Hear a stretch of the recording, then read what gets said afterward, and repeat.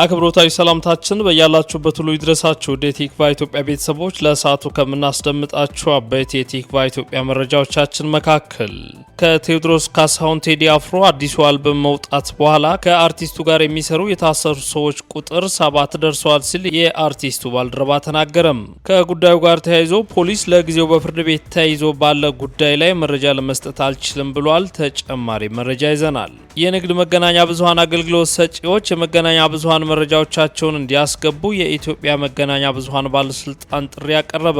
የመቀሌ ከተማ አስተዳደር የሃይማኖት ተቋማት ጉባኤ በሰጠው መግለጫም በአደባባይና ጎዳና ላይ የሚካሄዱ የሃይማኖት ስብከቶች እንዲቆሙ አሳሰበም። ቲክቫህ ኢትዮጵያ የነዳጅ ዋጋ መጨመሩን ተዘዋውሮ ባደረገው ቅኝት ያረጋገጠ ሲሆን የኢትዮጵያ ነዳጅና ኤነርጂ ባለስልጣንም ይህንኑ አረጋግጧል። በዚህም ነጭ ናፍጣ በሊትር 180 ብር ከ46 ሳንቲም ሲሆን ቤንዚን ደግሞ 167 ብር ከ50 ሳንቲም ሆኗል። የተባበሩት አረብ ኤምሬቶች የመከላከያ ሚኒስቴር ከኢራን የተወነጨፉ 3 ሚሳኤሎችን ማክሸፉንና አራተኛው ባህር ላይ መውደቁን አስታወቀም። ውድ ቤተሰቦቻችን በዚህ ሰዓት አጫጭር መረጃዎቻችን እነዚህን ጉዳዮች እናስደምጣችኋለን። የቲክቫህ ኢትዮጵያን ይፋዊ የዩቲዩብ ቻናል ሰብስክራይብ በማድረግና የደውል ምልክቷን በመጫን ቤተሰብነቱን ያረጋግጡ። ወደ ዝርዝር መረጃዎቹ እናልፋለን። ከቴዎድሮስ ካሳሁን ቴዲ አፍሮ አዲሱ አልበም መውጣት በኋላ ከአርቲስቱ ጋር የሚሰሩና የታሰሩ ሰዎች ቁጥር 7 መድረሱን የቴዲ አፍሮ የስራ ባልደረባ ተናገረም። ከጉዳዩ ጋር ተያይዞ ፖሊስ ለጊዜው ፍርድ ቤት በተያዘ ጉዳይ መረጃ ለመስጠት አልችልም ብሏል። ከዚህ ቀደም የአርቲስት ቴዎድሮስ ካሳሁን ቴዲ አፍሮ አልበም ኢትዮሪካ መውጣቱን ተከትሎ በዙሪያው ባሉ ሰዎች ላይ ጫና ስለመድረሱ ምክትል ማናጀሩ ሃና ሰለሞንና የረጅም ጊዜ ጓደኛው ዩሱፍ ያሲን መታሰራቸው መነገሩ ይታወሳል። አሁን ላይ ከአርቲስቱ ጋር ቅርበት ያላቸው በቁጥጥር ስር ያሉ ሰዎች 7 ስለመድረሳቸው የጀርመን ድምጽ ራዲዮ ጣቢያ ዶቼ ቬለ ዘግቧል። ለሬዲዮ ጣቢያው ቃላቸውን የሰጡ ስማቸው ይፋ እንዲደረግ ያልፈቀዱ ከቴዲ አፍሮ ጋር ግንኙነት ያላቸው ተጨማሪ ሰዎች መታሰራቸውን ገልጸዋል። ከቅርብ ጓደኛው አቶ ዩሱፍ ያሲንና አዲስ የሙዚቃ ስራዎቹ በዩቲዩብ መድረክ ማስታወቂያ እንዲታጀቡ አስፈላጊ ሂደቶችን ለማመቻቸት ጀምራ ከነበረው ወይዘሮ ማህሌት ሰለሞን በትክክለኛ ስሟ ሃና ሰለሞን ሌላ 2 የቴዲ አፍሮ ስቱዲዮ ጠባቂዎች ታስረዋልም ብለዋል። በተጨማሪም ከአርቲስቱ ድረገጽ ጋር የተያያዙ ስራዎችን የሚሰራ አንድ ሰው እንዲሁም ሞምባሳ በተደረገው የሙዚቃ ድግስ ወይንም ኮንሰርት ላይ ተሳትፎ የነበራቸው ሌሎች 2 ሰዎችም በዚህ ሰሞን ተይዘዋል ሲሉ ለሬዲዮ ጣቢያው ተናግረዋል። አዲስ አበባ ሲኤምሲ አካባቢ የሚገኘው የቴዲ አፍሮ ስቱዲዮ ጠባቂዎች ድርጊቱ በተፈጸመ ዕለት ሚያዝያ 15 ቀን 2018 ዓ.ም 3 ሰዓት ገደማ ስቱዲዮውን በዘረፉ አካላት ድብደባ ደርሶባቸዋል ብለዋል። በዚህ ስፍራ ኤና ቢ ያሏቸው 2 ስቱዲዮዎች ነበሩ። የተጠቀሱት አካላት በገመድ 5ኛ ፎቅ ላይ ወደሚገኘው የአርቲስቱ ስቱዲዮ ለመግባት ሞክረው ሳይሳካላቸው ሲቀር በበር ለመግባት ሲሉ በመከልከላቸው ደብድበዋቸው ሰብሮ በመግባት ከሁለቱ ስቱዲዮዎች 2 ላፕቶፕ፣ 4 ስፒከሮች፣ የተሰባበሩ ነገሮች አሉ። በአጠቃላይ ስቱዲዮውን ከጥቅም ውጭ አድርገውት ወጥተዋል ስልም አክለዋል። ሆኖም ግን በማህበራዊ መገናኛ ብዙሃን የሚዘዋወሩ ፎቶዎች እውነተኞች አይደሉም ብለዋል። ከታሰሩት ውስጥ እስካሁን ፍርድ ቤት 2ቱ ማለትም አቶ ያሲንና ወይዘሮ ማህሌት ወይንም ወይዘሮ ሃና ብቻ ቀርበዋል። በእነሱ ላይም ፖሊስ የ14 ቀን ጊዜ ቀጠሮ ጠይቆባቸዋል ሲሉ የአርቲስቱ የስራ ባልደረባ ለሬዲዮ ጣቢያው አስረድተዋል። የጀርመን ድምጽ ራዲዮ ከፌደራል ፖሊስ መረጃ ለማጣራት ጥረት ማድረጉንም ገልጿል። ስለታሰሩት እንዲሁም ፍርድ ቤት ቀርበው 14 ቀን የጊዜ ገደብ ለተጠየቀባቸው የተባሉ ሰዎችን በተመለከተ የተጠየቀው የፌደራል ፖሊስ የህዝብ ግንኙነት ኃላፊ ጄላን አብዲም ለጊዜው በፍርድ ቤት በተያዘ ጉዳይ ላይ መረጃ መስጠት አልችልም ሲሉ መልሰዋል። ቲክቫህ ኢትዮጵያ ታሰሩና ፍርድ ቤት ቀጠሮ ተሰጣቸው ስለተባሉ የአርቲስቱ ባልደረቦች ከፌደራል ፖሊስ ተጨማሪ ማብራሪያ ለመጠየቅ ወደ አቶ ጄላን አብዲ ምሽቱን በተደጋጋሚ ቢደውልም የእጅ ስልካቸው አይነሳም። እንዲሁም የተቋሙን የወንጀል ምርመራ ጠቅላይ መምሪያ የወንጀል ምርመራ ኦፕሬሽን ዋና መምሪያ ኃላፊ የሆኑትን ምክትል ኮሚሽነር ሙሊሳ አብዲሳን ለማግኘት ያደረገው ጥረትም አልተሳካም። ከዚህ ቀደም ቲክቫህ ኢትዮጵያ እየተደረገ ነው ስለተባለው ጫና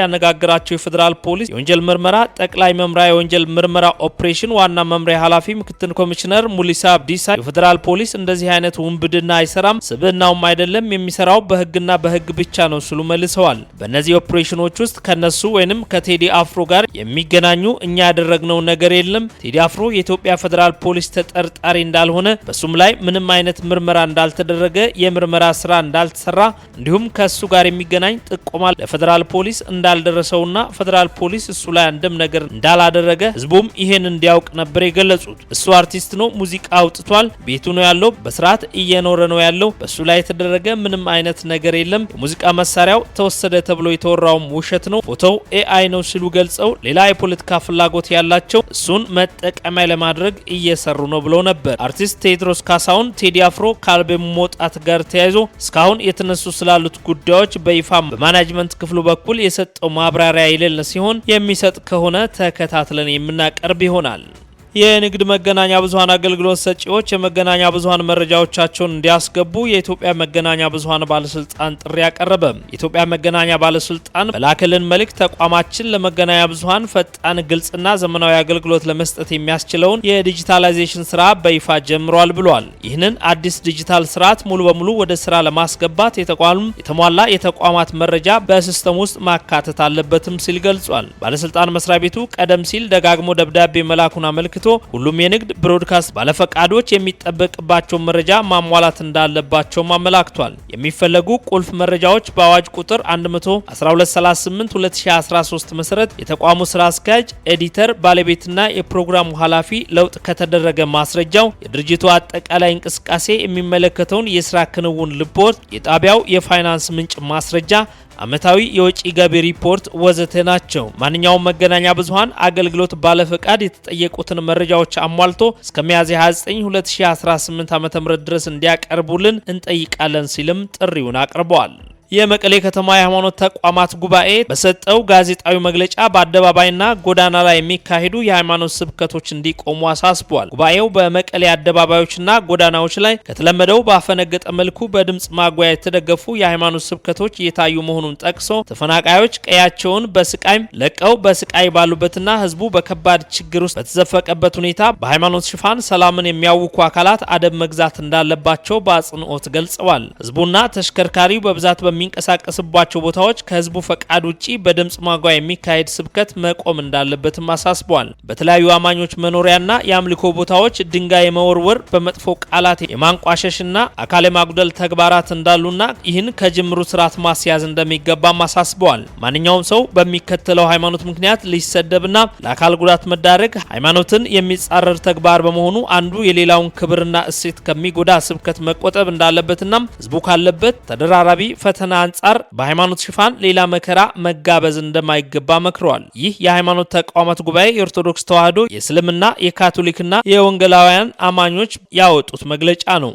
ቲክቫ ኢትዮጵያ የነዳጅ ዋጋ መጨመሩን ተዘዋውሮ ባደረገው ቅኝት ያረጋገጠ ሲሆን የኢትዮጵያ ነዳጅና ኤነርጂ ባለስልጣንም ይህንኑ አረጋግጧል። በዚህ መሰረት ናፍጣ በሊትር 180 ብር ከ46 ሳንቲም የገባ ሲሆን ቤንዚል ደግሞ በሊትር 167 ብር ከ50 ሳንቲም ሆኗል። ከሚያዝያ 26 2018 ዓ.ም ጀምሮ የነዳጅ ዋጋ ምርቶች የችርቻሮ ዋጋ ላይ ጭማሪ መደረጉን ማደያዎች ለቲክቫ ኢትዮጵያ የገለጹ ሲሆን የንግድና ቀጠናዊ ትስስር ሚኒስቴር ደብዳቤ ደግሞ የዓለም የነዳጅ ዋጋን ምክንያት ማድረግ ከሚያዝያ 23 ከምሽቱ 12 ሰዓት ጀምሮ የነዳጅ ምርቶች የችርቻሮ መሸጫ ዋጋ ላይ ጭማሪ መደረጉን ያስረዳል። በተገለጸው መሰረት 1 ሊትር ነጭ ናፍጣ 180 ብር ከ46 ሳንቲም፣ ቤንዚን 167 ብር ከ50 ሳንቲም፣ ኬሮሲን 320 ብር ከ66 ሳንቲም፣ ቀላል ናፍጣ 170 ብር ከ62 ሳንቲም፣ 167 ብር ከ37 ሳንቲም እና የአውሮፕላን ነዳጅ 319 ብር ከ76 ሳንቲም ሆኗል። ቲክቫ ኢትዮጵያ ያነጋገራቸው የኢትዮጵያ ነዳጅና ኤነርጂ ባለስልጣን ዋና ዳይሬክተር ዶክተር ደስታው መኳንንት የነዳጅ ዋጋ ማስተካከያው ትክክለኛ ነው ሲሉ ለቲክቫ ኢትዮጵያ አረጋግጠዋል። በነዳጅ ምርቶች ላይ ከአንድ ወር በፊት የዋጋ ጭማሪ ተደርጎ እንደነበር ይታወሳል። የተባበሩት አረብ ኤምሬቶች መከላከያ ሚኒስትር ከኢራን የተወነጨፉ 3 ሚሳይሎችን ማክሸፉንና 4ኛው ባህር ላይ መውደቁን አስታወቀም። መከላከያ ሚኒስትሩ በአገሪቱ የተለያዩ ክፍሎች ፍንዳታዎች መሰማታቸውንና ይህም በከሸፉት ሚሳይሎች ምክንያት እንደሆነ ገልጿል።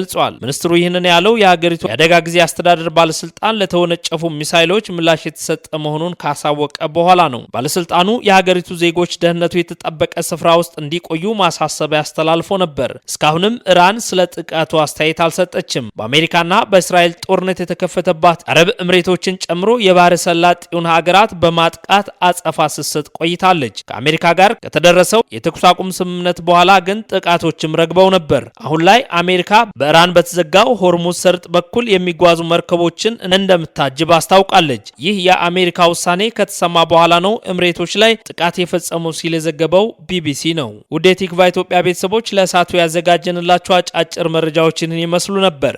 ከሰዓታት ቆይታ በኋላ በሌሎች አዳዲስ መረጃዎች እንመልሳለን። ቲክቫህ ኢትዮጵያን ይፋዊ የዩቲዩብ ቻናል ሰብስክራይብ በማድረግ ቤተሰብ ይሁኑ። ሰናይ ቆይታም